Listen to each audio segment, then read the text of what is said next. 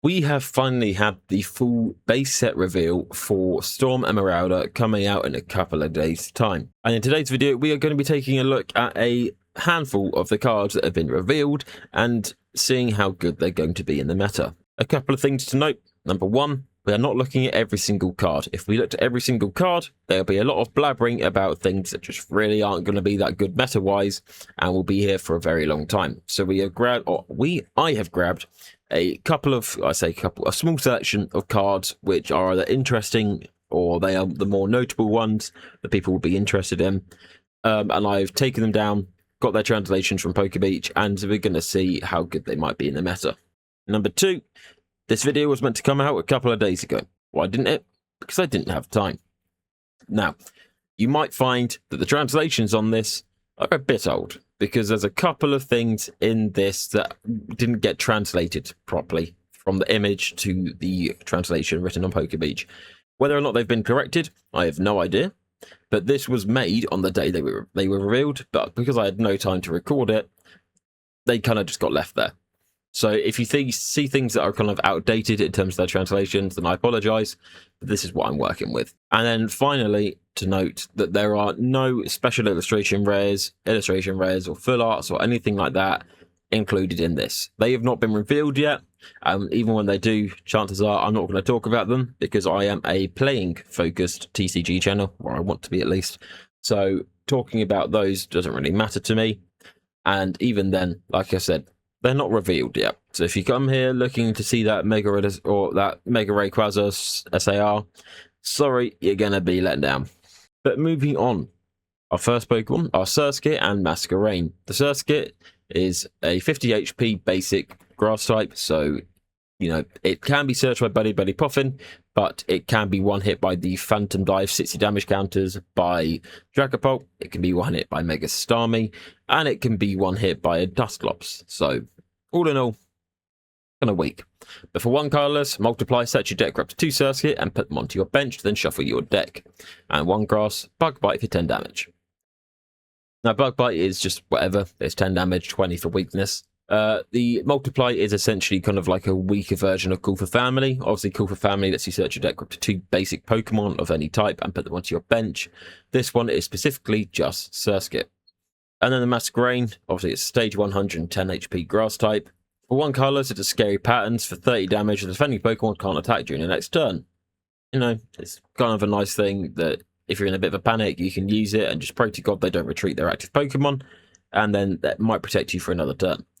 And then for one grass, you've got Bug Out, 50 damage, reveal the bottom 7 cards of your deck, and it does 50 damage for each Pokemon you find there that has a Bug Out attack. Then shuffle any revealed Pokemon back into your deck and discard the other cards. Now this attack might look familiar. There is a Sizzlipede with the same attack on it. Came out in pitch black, and when we all saw it, we were kind of like, that's kind of interesting. But Sizzlipede is the only one that has Bug Out on it.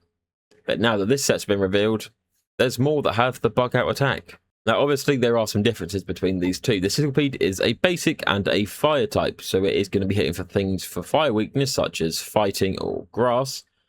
But obviously, it has less HP, and the attack actually costs more. The one on Masquerain is a 1 grass energy. I'm going to assume because it's an evolution Pokemon, whereas Sizzlipede, because it's a basic, it is 3 colorless energy. One thing to note though, I don't know how consistent you're going to be able to do damage with this deck. Obviously, you're doing more damage the more Bug Out Pokemon that you reveal from the bottom of 7 cards of your deck, which is great, but at the same time, that's a gamble. It's one thing to gamble and say the Metang from Temporal Forces, where you search the top 7 cards of your deck for any Metal Energy, and then you shuffle the others and put them on the bottom of your deck. This one's very different. You look at the bottom 7 this time, and if you find any Pokemon with the Bug Out attack, you're doing 50 more damage. That's great. But all the ones that aren't the Bug Out Pokemon, you're putting in your discard. So you could be binning Lilies, you could be binning your Ace-Spec, you could be binning a Boss's Orders, a Pokepad, a Night Stretcher, anything that you might actually need, you're just putting in the discard pile. So it's a bit more risky just to try and get some more damage off. So until they have a consistent way of being able to put cards on the bottom of your deck, and I mean several at a time, not just 1 or 2, I don't know how good it's going to be.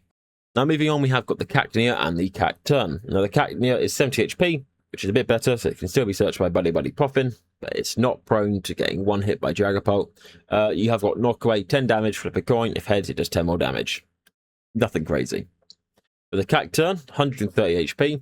For one colourless linear attack, it does 30 damage to one of your opponent's Pokemon. Now, obviously, it doesn't have to be your active. It can be their benched. So if they have a Budgie on their bench, that Budgie's getting sniped. If the Budgie's in the active, you can still one-hit it. If there is a Smoochum or maybe a Ethan's Pichu that some people use, they're all 30 HP. They're all getting one hit by it.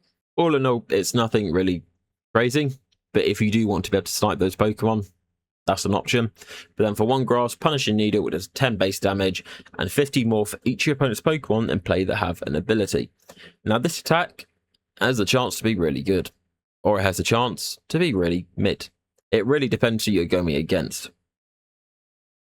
Obviously, one of the most used cards in the meta right now until rotation is Monkey Dory with the Adrenaline Rain ability. If they have at least one of them on their bench, that's 50 more damage. You look at things like Drakloak, who is one of the best draw engines in the game that people use. You have the Dunsparce for people who use them. You have got Alakazam. You have got maybe even Ethan's Quilava. There's also obviously Frostlass, so there's many other abilities that are out there. But for each Pokemon that has that, you're doing 50 more damage. So if you're fighting a deck that has a lot of abilities, then that's great, because you're doing more damage. If you're fighting a deck that doesn't really have many abilities, that's not so great. You're not doing that much damage. And obviously, if you are fighting a smarter player, they will know not to put many ability Pokemon down. But then again, I don't know how meta this card's going to be. I just kind of thought the attack was interesting. All in all, it could be an interesting addition to a couple of grass decks. You know, if you're fighting a Zoroark, then you're going to be hitting it for weakness, so you could have a chance to one-hit knockout for one energy, which would be cool. But again, it's very situational, so I don't know how worth it is going to be to have multiple slots of your deck taken up for these Pokemon. Then moving on, we have got a Combee and Vespiquen. So the Combee, 50 HP grass, 1 grass energy fade away, 10 damage, return this Pokemon and all cards attached it to your hand. That's cool, that's whatever. And then this is where one of the error translations is. For 3 colorless energy, it does Bug Out. Yes, it's another Pokemon that has the Bug Out ability. Sizzlipede there for reference again. Now, I say there's a translation error because on this, it's on the translation, it says it's 1 grass. It's not, it's 3 colorless. Now, whether or not this has been updated on PokeBeach, like I said, I have no idea because I haven't looked. I have basically made this PowerPoint together when the cards got revealed. Not looked back since. So if it has been updated, cool. If not, just know then it's 3 colorless, not 1 grass.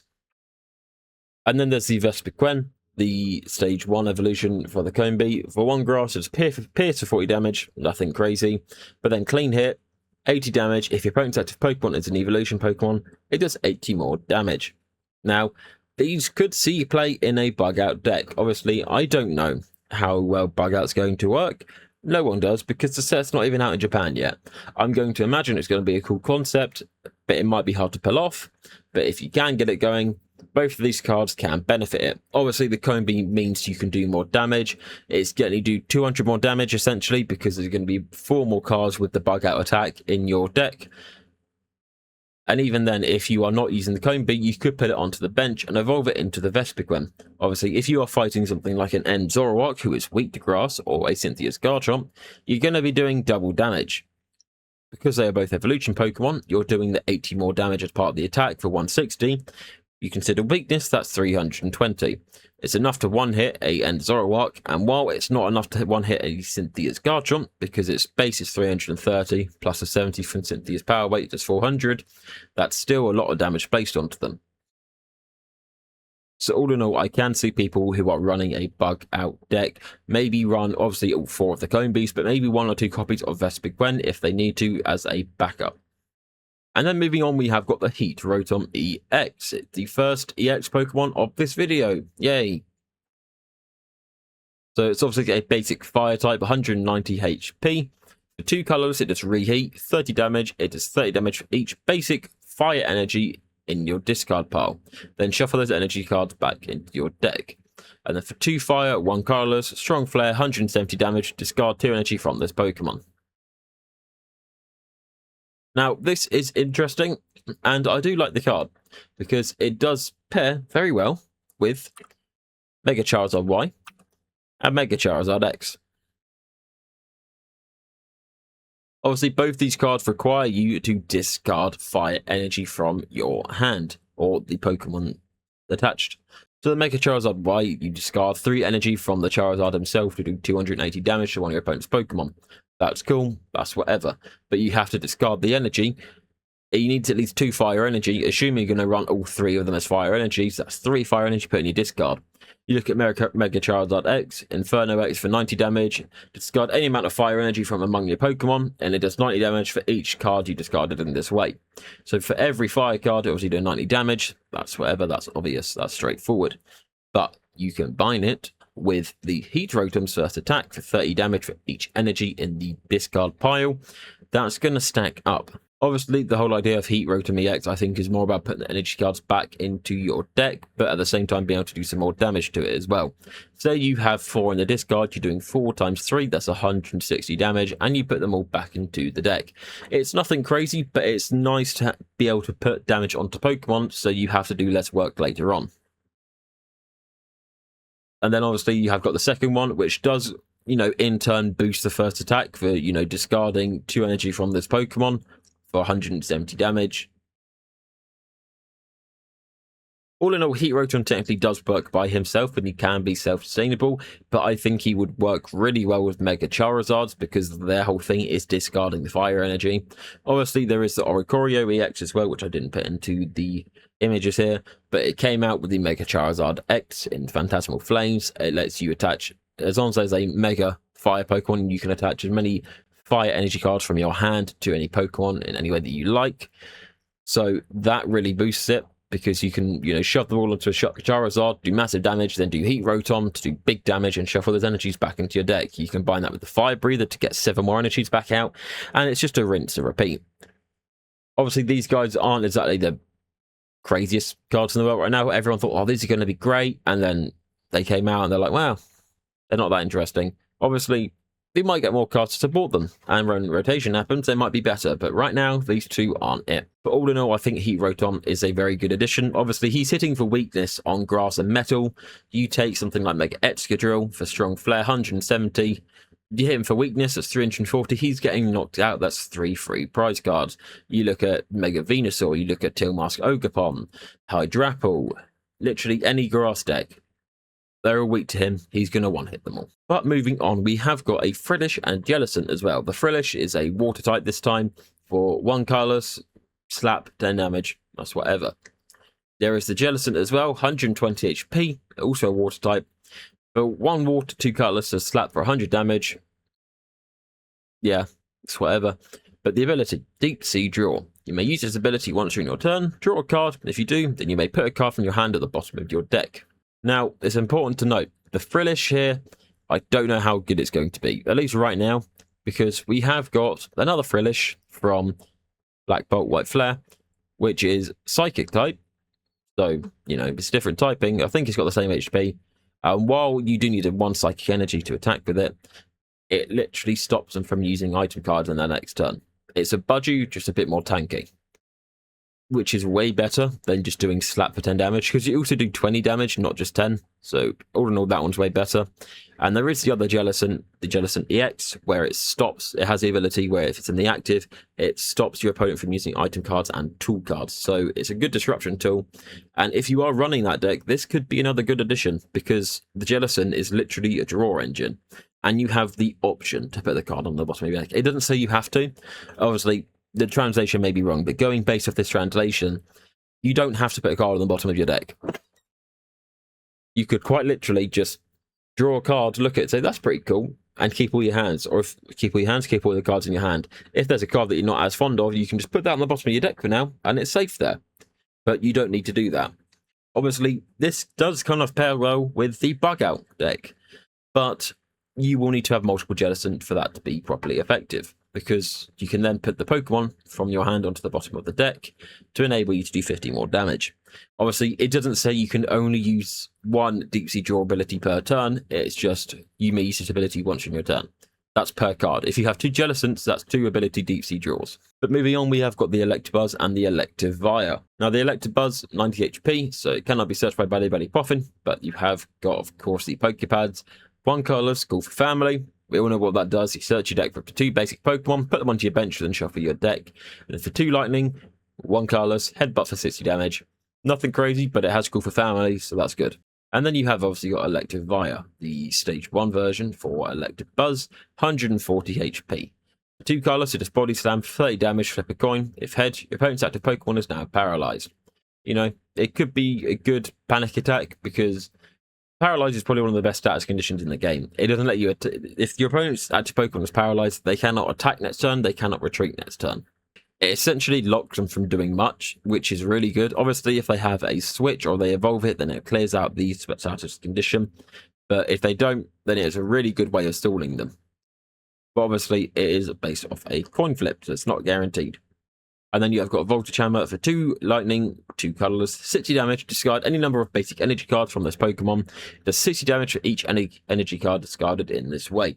Now, I'm not sure how to feel about this because right now, there isn't many great ways of boosting energy onto lightning Pokemon. Obviously, there is the Electrike, Electros, whatever it is, from Black Bolt, White Flare, where you can put 1 lightning energy from your discard onto any of your Pokemon. Which, in theory, yeah, that's great, but that's still kind of slow because you need to have several of them on your bench for that to be counting. Obviously, we did have Electric Generator, which got rotated out in the G block, which would have been really good paired with this.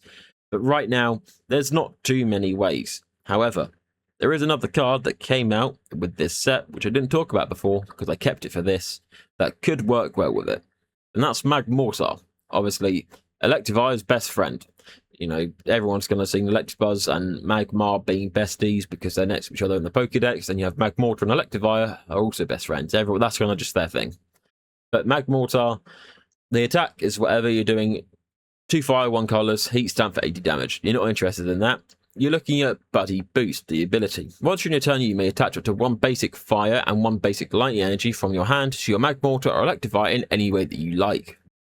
Now, obviously, Electivire, you don't need to just discard lightning energy. It can be any energy. So Magmortar works great because you can boost the fire and the lightning / electric energy from your hand to Electivire. That's another 120 damage you're doing next turn. Obviously, I feel like the entire idea was for these two to synergize, and they do, but it's just more of a case of how good Electivire are going to be in the meta. Obviously, right now, Manectric is doing its rounds, at least on live, because you have got the Baby Manectric and the Mega Manectric, which kind of work hand in hand. But it's a case of, will this slot into them? Probably not. And if not, how good is it going to be by its standalone self?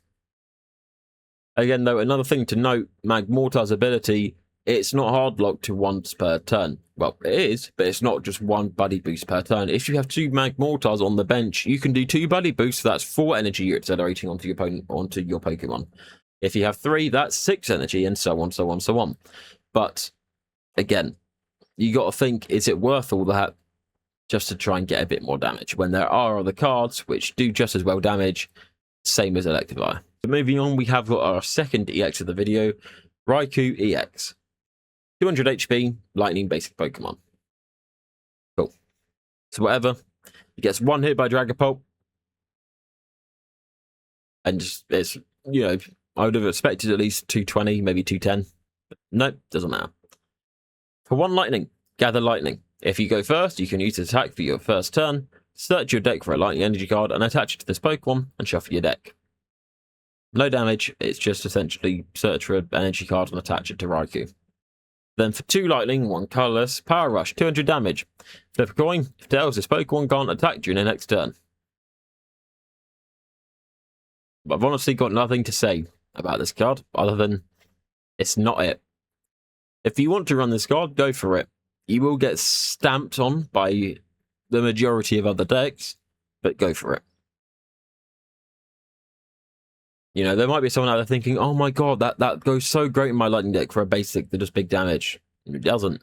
It does 200 damage, which isn't enough to knock out the majority of cards in the meta. You know, it knocks out Meowth, sure, and a Petulant, but Latias EX, Fez EX, they're both safe. Now, if you are looking for a good basic lightning type, just use Zekrom from Black Bolt.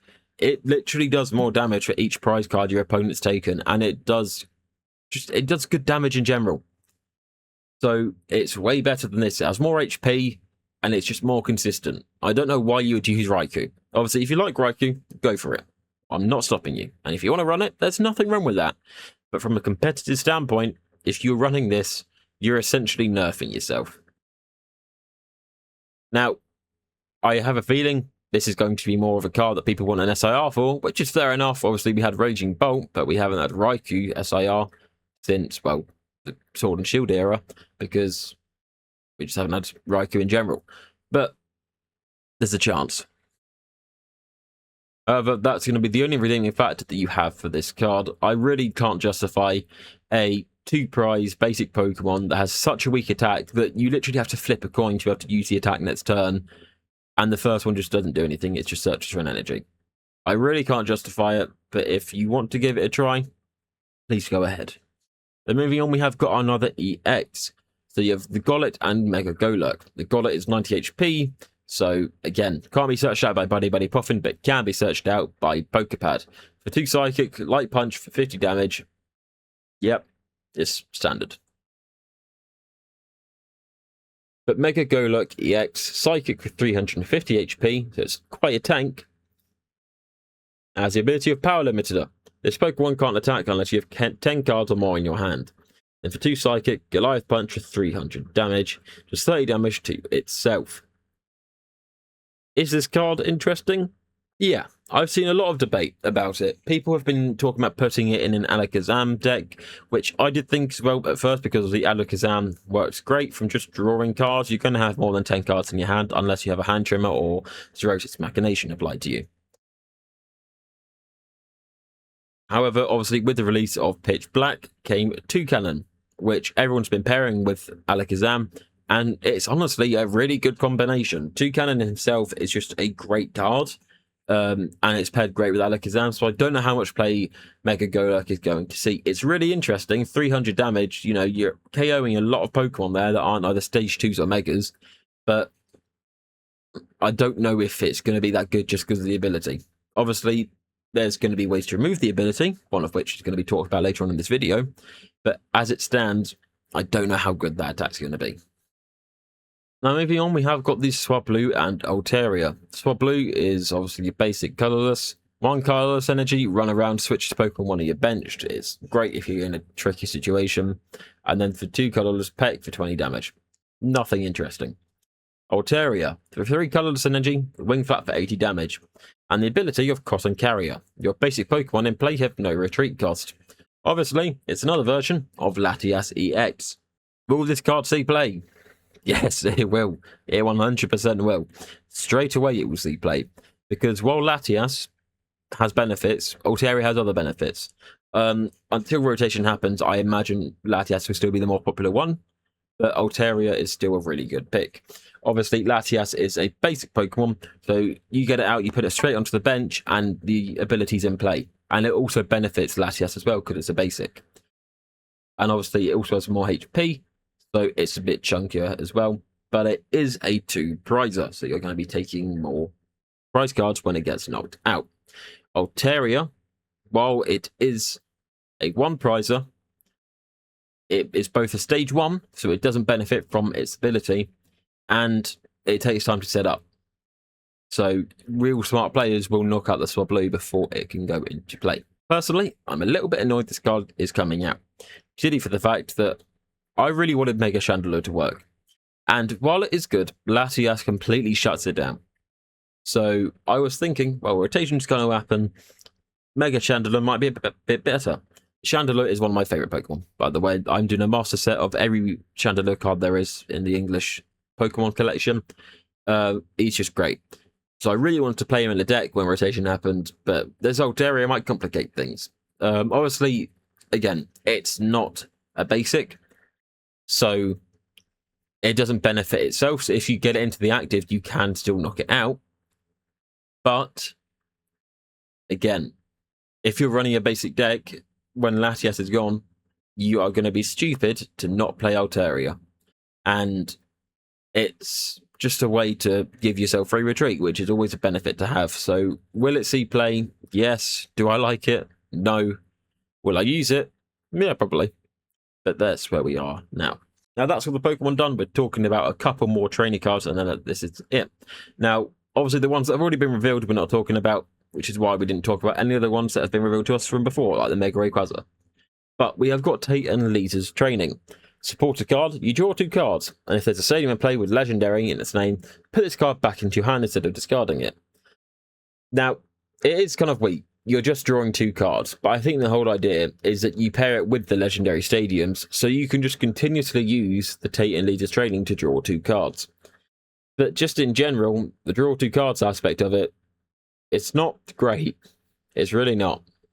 But it is kind of an interesting synergy where you technically will have an unlimited draw if you have the Legendary Stadium in play, but that's if the Stadium's in play. All the opponent has to do is bonk it, and then it's just become a standard draw 2 supporter card, which is weak because, you know, a lot of the other ones are normally minimum draw 3. So that's that. I don't think it's going to be used that much. But then moving on to the final card that's been revealed to us that we're talking about today is the final Legendary Stadium that's coming out in this set. Legendary Lava Lake. Now, it's the same as the other 2 Legendary cards. You can only put it in play with the other half of Legendary Summit, and it counts as 1 stadium. So essentially, you've got to play 2 cards in 1. And again, right now, we don't actually know if it's going to be 2 separate stadium cards or they're both the same. So you can only essentially have 2 stadiums in your deck for the cost of 4 cards. That's not clear. People think that it's going to be that case, but there might be one that says left, one that says right, and there'll be 2 separate ones, which should be great. But if not, it's kind of a bummer. But this card is, in all honesty, pretty good. Evolution Pokemon in play, both yours and your opponents have no abilities. Now, you look at Evolution Pokemon that have abilities. Dracloak literally has one of the best abilities in the game, where you look at the top 2 cards of your deck, one in your hand, one on the bottom of your deck. If you're playing Dragapult, which is a lot of people, you're using this ability all the time. It shuts it down. Bastiodon. There's a new one that came out in Pitch Black, and that's got a lot of attention because it's a way of stalling your opponent. Again, it's an evolution Pokemon, so it won't have the ability if the stadium is in play. The Dunsparce. It's an evolution Pokemon, and it's probably one of the best draw engines in the game right now. Won't have the ability if the stadium's in play, so it's just there. Obviously, if the stadium gets discarded, all these abilities come back into play. And I say if the stadium's discarded, it's when the stadium's discarded, because unless the opponent is also benefiting from this stadium, there is no reason to keep it out. It's a really good stadium. Obviously, like I said, it is a massive risk because there's a chance you're only going to be able to run it twice with 4 copies of, well, 2 copies of the left, 2 copies of the right side. But if you can get it there, it's really good. Obviously, you want to look back at the Mega Golurk, who has the ability where if you have 10 cards, if you don't have 10 cards in your hand, you can't attack with it. That gets rid of that ability. So it's really, really good. But it is really, really situational. All in all, I honestly think this is my favourite version of the Legendary stadiums we have. Obviously, we had the 2 other ones that have been revealed to us before. One where healing counts as doubled. The other one where I forgot what the other one does, but it's the one that got revealed to us with Mega Rayquaza. It's in one of my other videos. Go check it out. I'm honestly really excited for this card. Not to mention as well, it looks sick. All of the Legendary stadium cards look sick. Now, obviously, I'm going to assume that this is just the base card and this isn't like a full art version of it. If this is the base version of it, it looks absolutely awesome. It genuinely looks so cool. And it will be going in my binder regardless. But again, the only thing I don't like about it, which is also a drawback for a lot of people, it's the fact that you have to have 2 copies of it to play it, and they've both got to be different. If you have 2 left copies of it, you can't play it. It has to be a left and right copy, which is really annoying. But if you can get it working, I think it will pay out really well. But all in all, guys, this is all the cards I had to talk about today. Now, there are obviously going to be more. I will leave the Pokebeach link in my description if you want to go check out the rest of the cards, or if you want to take a look at them in general so you can get a recap of them. But it's an interesting set. There's going to be some cards which I think are going to be really good for the meta, others which I think there's way better versions of it. All in all, I think most people mostly just excited for the Mega Rayquaza SAR. I know I am. 100% Mega Rayquaza is my boy, and if he has an SIR, I'm going to go for it. But let me know what you guys think down below. Are there any cards in this set that look really good that I touched on which I didn't think were? Or if they're ones that I didn't touch on, which ones do you think are going to be meta? Let me know down below in the comments. But if you did like this video, please be sure to leave a like and subscribe for more. But for now, my name is Orthon. Thank you all so much for watching. Goodbye.